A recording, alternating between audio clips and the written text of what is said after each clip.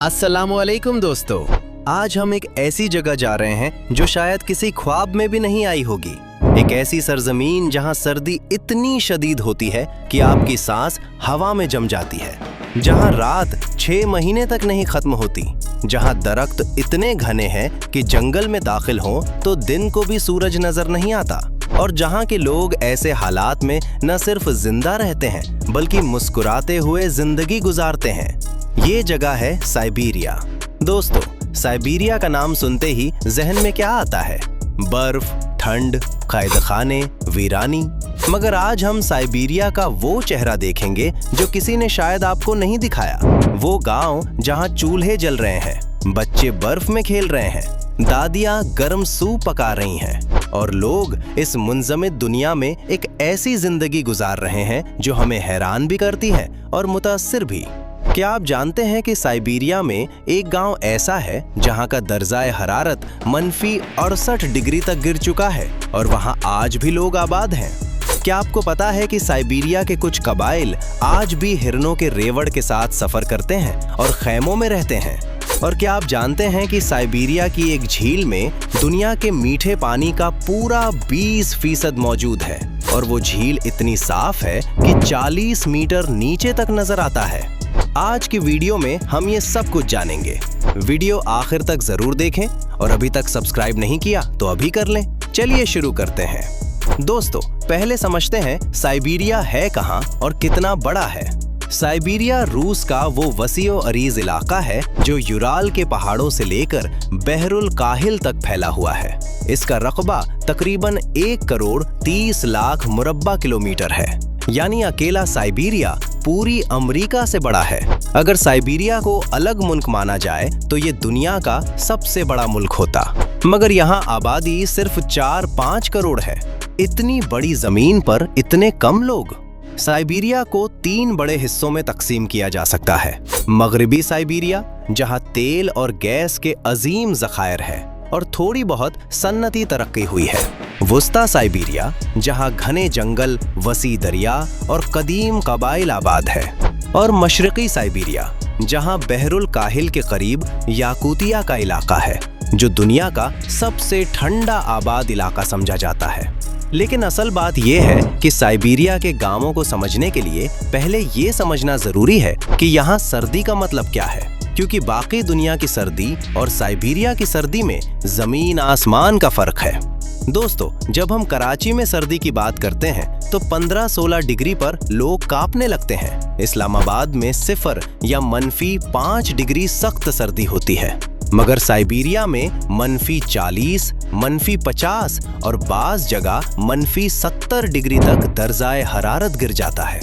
आपको यकीन नहीं आएगा, -50 डिग्री में अगर आप गर्म पानी का कप बाहर ले जाएं और उसे हवा में उछालें तो वो पानी जमीन पर गिरने से पहले ही बर्फ बनकर बिखर जाता है। अगर आपका आंसू गाल पर बहे तो वो गाल पर ही जम जाता है, और अगर कोई भूले से नंगे हाथ लोहे को छू ले तो लोहा और जिल्द एक दूसरे से चिपक जाते हैं।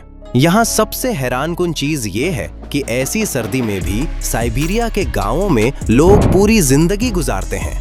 बच्चे स्कूल जाते हैं, किसान काम करते हैं, औरतें बाजार जाती हैं, मगर सब ने खुद को इस सर्दी के साथ ढाल लिया है। अब चलते हैं साइबेरिया के सबसे मशहूर और सबसे हैरानकुन गांव की तरफ, ओयम्याकोन।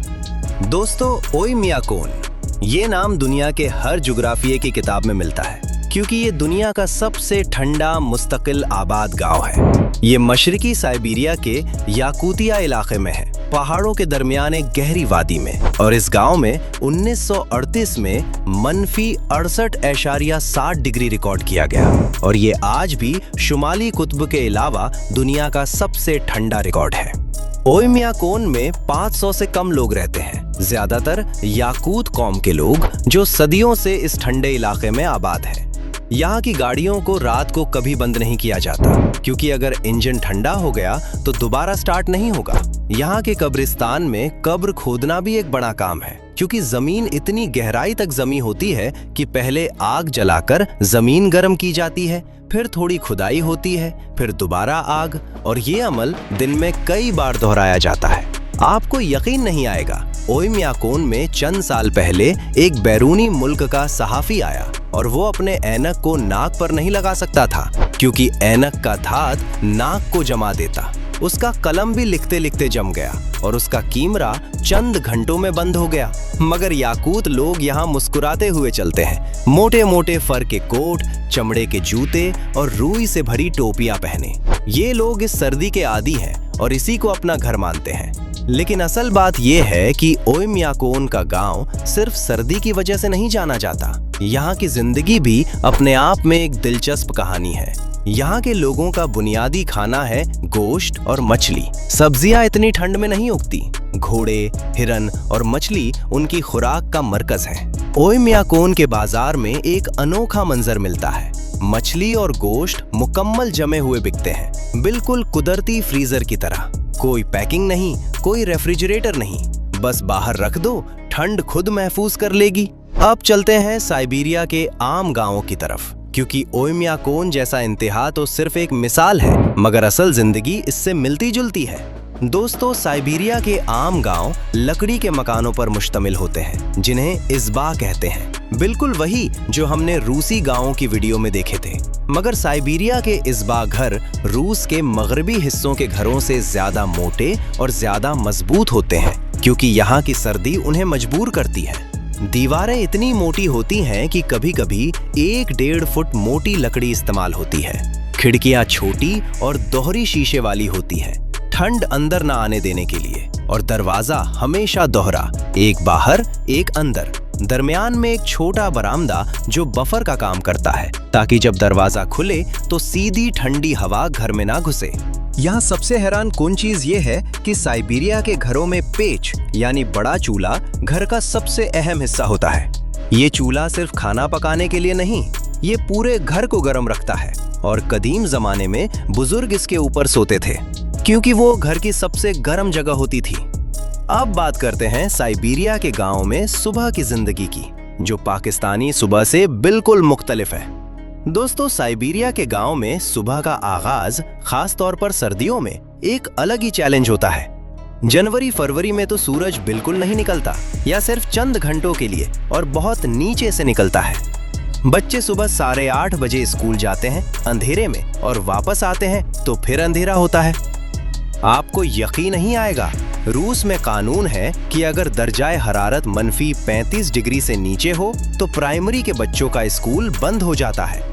मगर साइबेरिया के गांवों में अक्सर ये दर्जाए हरारत हफ्तों तक रहता है, इसलिए बच्चों की तालीम अक्सर घरों या ऑनलाइन होती है। सुबह उठते ही सबसे पहला काम होता है चूल्हा जलाना, क्योंकि रात भर चूल्हा आहिस्ता आहिस्ता ठंडा होता है और सुबह घर का अंदरूनी दर्जाए हरारत गिर जाता है। फिर जानवरों की देखभाल, गाय, घोड़े या हिरन, जो घर के साथ गर्म बाड़े में रखे जाते हैं। बाहर जाने से पहले कपड़ों की 5-6 परतें पहननी पड़ती हैं। पहले गर्म अंडरवेयर, फिर ऊन का स्वेटर, फिर मोटा जैकेट, फिर फर का कोट, फिर दस्ताने और टोपी। लेकिन असल बात यह है कि साइबेरिया के गांवों में नाश्ता बहुत मजबूत और गर्म होता है, क्योंकि जिस्म को ठंड से लड़ने के लिए बहुत ज्यादा तवानाई चाहिए। गर्म दलिया, तले हुए अंडे, मोटी रोटी और गर्म चाय, ये साइबेरिया के गांव का रोजाना का नाश्ता है। अब बात करते हैं साइबेरिया के उन कबाइल की जो आज भी रिवायती खाना बदोश जिंदगी गुजार रहे हैं। दोस्तों, साइबेरिया में कई मकामी कबाइल आबाद हैं। याकूत, एवंक, नेनेट्स, खांती, मानसी, और इनमें से बहुत से आज भी ऐसी जिंदगी गुजार रहे हैं जो हजारों साल पुरानी है। इनमें सबसे दिलचस्प है नेनेट्स लोग, जो साइबेरिया के शुमाली टुंड्रा इलाके में हजारों हिरनों के रेवड़ के साथ सफर करते हैं। नेनेट्स लोग मुकम्मल तौर पर खाना बदोश है। इनका कोई मुस्तकिल घर नहीं, वो चुम नामी गोल खेमे में रहते हैं, जो हिरन की खालों से बना होता है। ये खेमा इतनी सख्त सर्दी में भी अंदर से गर्म रहता है, क्योंकि इसकी साख्त बिल्कुल एरोडायनामिक है। हवा इस पर से फिसल जाती है और अंदर गर्मी कायम रहती है। यहाँ सबसे हैरान कुन चीज ये है कि नेनेट्स लोग साल में 2 बार 1000 किलोमीटर से ज्यादा का सफर करते हैं। मौसम गर्मा में शुमाली साहिल की तरफ, जहाँ चरागाहें होती हैं, और मौसम सरमा में जुनूब की तरफ जंगलों में। ये सफर हिरणों की पीठ पर और खुसूसी पोलार गाड़ियों पर होता है और पूरा खानदान, बच्चे, बूढ़े, सामान सब साथ चलता है। आपको यकीन नहीं आएगा, नेनेट्स की मईशत मुकम्मल तौर पर हिरन पर चलती है।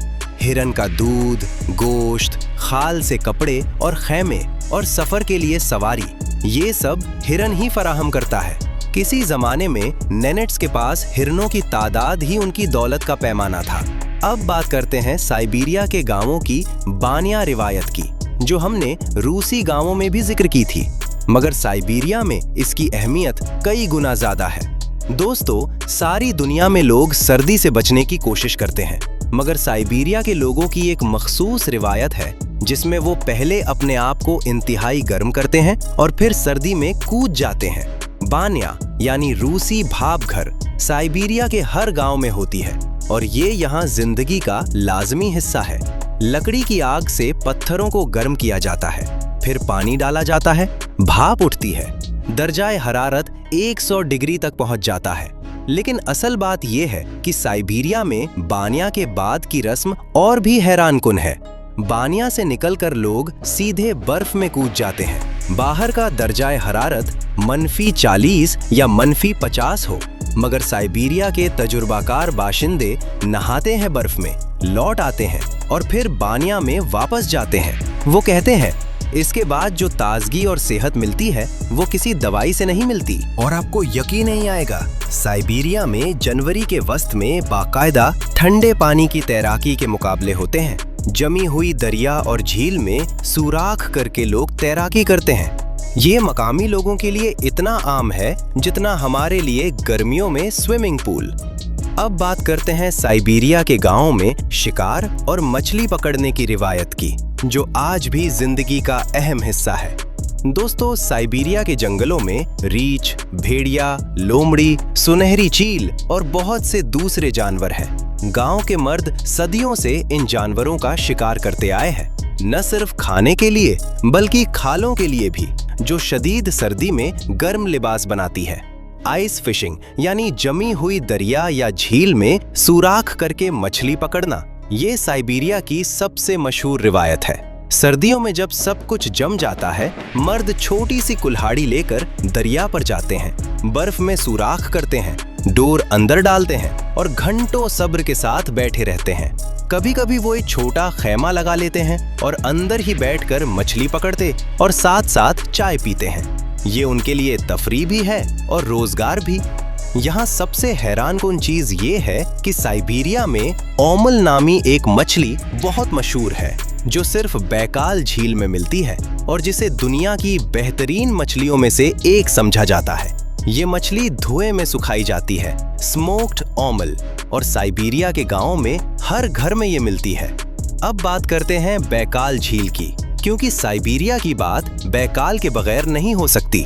दोस्तों, बैकाल झील दुनिया की सबसे गहरी और सबसे पुरानी झील है। इसकी गहराई 1500 मीटर से ज्यादा है, यानी इसका सबसे गहरा नुक्ता 5 एफिल टावर ऊपर रख दें तो अभी भी नजर नहीं आएंगे। ये झील 25 मिलियन साल पुरानी है, यानी जब ये बनी थी तब इंसान पैदा भी नहीं हुआ था। इसमें दुनिया के ताजा पानी का 20% है, यानी अगर आज तमाम दरिया खुश्क हो जाएं, तो बैकाल का पानी पूरी दुनिया को 150 साल तक पानी फराहम कर सकता है। आपको यकीन नहीं आएगा, बैकाल का पानी इतना साफ है कि 40 मीटर गहराई तक नीचे नजर आता है, यानी 14-15 मंजिला इमारत की गहराई तक आप पानी में से नीचे का फर्श देख सकते हैं। बैकाल के किनारे आबाद गांवों की जिंदगी इस झील के गिर्द घूमती है। गर्मियों में मछली पकड़ना, सयाहों की खिदमत, झील से पानी लाना, और सर्दियों में जब बैकाल जम जाती है और इसकी बर्फ 2-3 मीटर मोटी हो जाती है, तो ये बर्फ एक शाहराह बन जाती है। लोग गाड़ियों में झील के ऊपर से गुजरते हैं। ये आइस रोड इस इलाके की मशहूर तरीन चीजों में से एक है। अब बात करते हैं साइबेरिया के गांवों की खुराक की, जो वाकई बाकी दुनिया से बिल्कुल मुख्तलिफ है।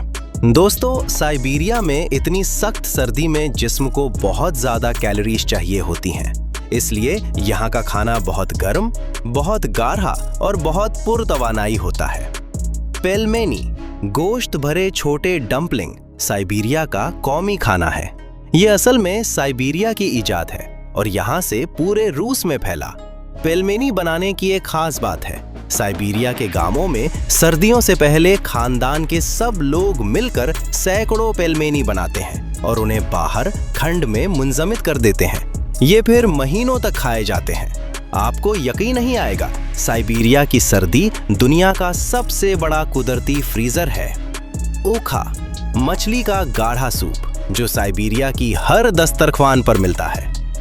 काशा, अनाज का गाढ़ा दलिया जो मक्खन के साथ खाया जाता है और सुबह की सर्दी में जिस्म को गर्म रखता है।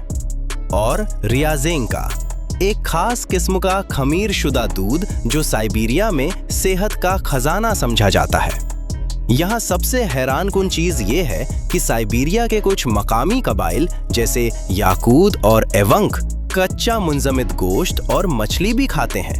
इसे स्ट्रोगनीना कहते हैं। मुंजमद मछली को तेज धार चाकू से पतले पतले चिप्स की तरह काटा जाता है और नमक और काली मिर्च के साथ खाया जाता है। इन लोगों का कहना है कि इतनी ठंड में ये कुदरती तौर पर महफूज और ताज़ा होता है। अब बात करते हैं साइबेरिया के गांवों के मौसम गर्मा की, जो उतना ही हैरानकुन है जितना मौसम सरमा। दोस्तों, साइबेरिया सिर्फ सर्दी का इलाका नहीं, यहाँ मौसम गर्मा भी आता है और जब आता है तो कयामत आ जाती है। जून जुलाई में साइबेरिया के कुछ हिस्सों में दर्जाए हरारत 35-40 डिग्री तक पहुंच जाता है। यानी एक ही साल में वही जगह -50 से -40 डिग्री तक का सफर करती है। 90 डिग्री का फर्क। ये दुनिया में सबसे बड़ा मौसमी तजाद है। मौसम गर्मा में साइबेरिया का जंगल टाइगा पूरी दुनिया के जंगलों में सबसे बड़ा है। करोड़ों करोड़ दरख्त, बर्च, चीड़, स्प्रूस और इनके दरमियान बेरिया, मशरूम और जंगली फूल। गांव के लोग मौसम गर्मा में जंगल में निकल जाते हैं बेरिया चुनने के लिए, मशरूम तलाश करने के लिए, और ये सर्दियों का जखीरा बनता है। यहाँ सबसे हैरानकुन चीज ये है कि साइबेरिया के शुमाली इलाकों में मौसम गर्मा में सफेद रातें आती हैं। रात को भी सूरज डूबता नहीं या सिर्फ चंद घंटों के लिए डूबता है। यानी रात के 12 बजे भी आसमान पर धुंधली रोशनी रहती है। और सर्दियों में इसके बरक्स कुतबी रात, दिन में भी सूरज नहीं निकलता या सिर्फ चंद घंटों के लिए निकलता है। अब बात करते हैं साइबेरिया के गांवों में मजहबी और सकाफती रिवायात की। दोस्तों, साइबेरिया में मुख्तलिफ मजहबी रिवायात मौजूद हैं। रूसी आबादकारों ने ऑर्थोडॉक्स ईसाईयत लाई, जो आज भी बहुत मजबूत है। गांवों के चर्च लकड़ी से बने होते हैं और सर्दी में उनकी सुनहरी या नीली गुंबदें बर्फ के दरमियान चमकती हैं। और मकामी कबाइल में शमानिज्म की रिवायत है, एक कदीम मकामी मजहबी तरीका जिसमें शमान यानी पेशवा रूहों से राबिता करने का दावा करता है। आपको यकीन नहीं आएगा, साइबेरिया में मुसलमान भी हैं। खास तौर पर मगरबी साइबेरिया के बाज इलाकों में तातार मुसलमान आबाद है और यहाँ कुछ मसाजिद भी हैं जो बर्फानी माहौल में एक अनोखा मंजर पेश करती हैं। अब बात करते हैं साइबेरिया के गांवों में तालीम की। दोस्तों, साइबेरिया के दूर दराज गांवों में स्कूल पहुंचाना एक बहुत बड़ा चैलेंज है। बाज गांवों में सिर्फ चंद दर्जन बच्चे होते हैं। ऐसे में अलग अलग स्कूल बनाना मुमकिन नहीं। इसलिए रूसी हुकूमत ने शिपिंग स्कूल का तसव्वुर मुतारिफ कराया, एक ट्रेन जिसमें स्कूल होता है और ये ट्रेन मुख्तलिफ गांवों में जाती है और वहाँ के बच्चों को तालीम देती है। यहाँ सबसे हैरानकुन चीज ये है कि साइबेरिया के कुछ दूर उफ्तादा कबाइल के बच्चे आज भी घर में अपनी मादरी जबान में तालीम हासिल करते हैं, क्योंकि बाहर की दुनिया तक रसाई मुमकिन नहीं। अब बात करते हैं साइबेरिया की उस रिवायत की जो दुनिया भर में मशहूर है, नॉर्दर्न लाइट्स यानी शफक़े शुमाली। दोस्तों, साइबेरिया के शुमाली गांवों में मौसम सरमा की रातों में आसमान पर एक ऐसा मंजर देखने को मिलता है जो किसी फिल्म के असरात जैसा लगता है। सब्ज, नीली, बनफशी और गुलाबी रोशनियों का नाच आसमान पर। ये है अरोरा बोरियालिस, शुमाली कुतब की रोशनी। गांवों के लोग इन रोशनियों को देखकर बाहर निकल आते हैं, -30-40 डिग्री में भी, और खामोशी से आसमान को देखते रहते हैं। मकामी कबाइल में इस रोशनी से मुताल्लिक पुरानी कहानियां और रिवायात है। बाज कहते हैं ये अजदाद की रूहें नाच रही हैं, बाज कहते हैं ये दूसरी दुनिया का दरवाजा है। मगर एक बात तय है, ये मंजर देखने वाला कभी नहीं भुला सकता। अब बात करते हैं पाकिस्तानियों और साइबेरिया के ताल्लुक की। दोस्तों, साइबेरिया और पाकिस्तान का बराह रास्त ताल्लुक बहुत कम है। यहाँ पाकिस्तानी कम्युनिटी नहीं है, मगर तेल और गैस के शोबे में रूसी कंपनियां और पाकिस्तानी ताउन ने कुछ राबिते बनाए हैं, और ख़ास तौर पर मौसमियाती तब्दीली के हवाले से। साइबेरिया में बर्फ पिघलना पूरी दुनिया के मौसम को मुतासिर करता है, जिसमें पाकिस्तान भी शामिल है। आखिर में दोस्तों, एक बात जो दिल को छूती है, साइबेरिया के गांवों के लोग हमें ये सिखाते हैं कि इंसान कुदरत की सबसे सख्त आजमाइशों में भी न सिर्फ जिंदा रहता है, बल्कि खुशी से जिंदगी गुजारता है। मनफी 50 डिग्री में भी वहाँ बच्चे हंसते हैं, लोग गाने गाते हैं, दादियाँ खाना पकाती हैं और बुजुर्ग कहानियाँ सुनाते हैं।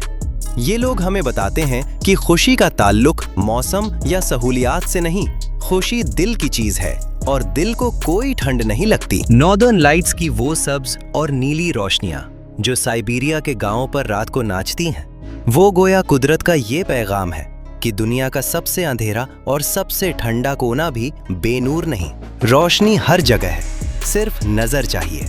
तो दोस्तों, आपको साइबेरिया के गांवों की ये सैर कैसी लगी? क्या आप ओयम्याकॉन की सर्द वादी में जाना चाहेंगे? क्या आप बैकाल झील की बर्फ पर चलना चाहेंगे?